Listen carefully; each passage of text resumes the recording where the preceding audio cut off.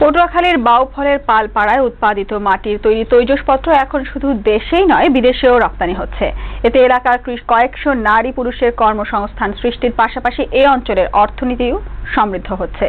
আর্থিক সহায়তা ও পৃষ্ঠপোষকতা পেলে এই শিল্পের আরও বিকাশ সম্ভব বলে মনে করেন উদ্যোক্তারা। পটুয়াখালী প্রতিনিধি আব্দুস সালাম আরিফের রিপোর্ট, জানাচ্ছেন ফাহরিয়া ফারজানা।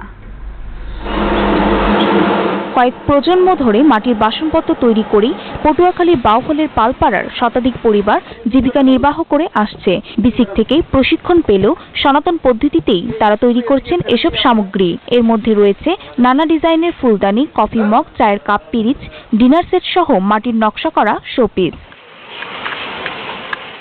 উদ্যোক্তারা জানান, মাটির তৈরি এসব সামগ্রী শুধু দেশেই নয়, যাচ্ছে বিদেশেও। বিভিন্ন জায়গায় এই মালগুলো বিক্রি হইতেছে এবং আমাদের দেশের বাইরে এই মালের চাহিদা আছে। কারিগররা বলছেন, এসব পণ্য তৈরিতে মেশিনের সহায়তা নিতে পারলে উৎপাদন আরো বাড়ানো সম্ভব। হাতে করতে তো কষ্ট লাগে, খুব কষ্ট লাগে। যদি এটা মেশিনের সাহায্যে করা যেত তাহলে আমরা আরো বেশি করে প্রোডাক্ট বাই করতে পারতাম।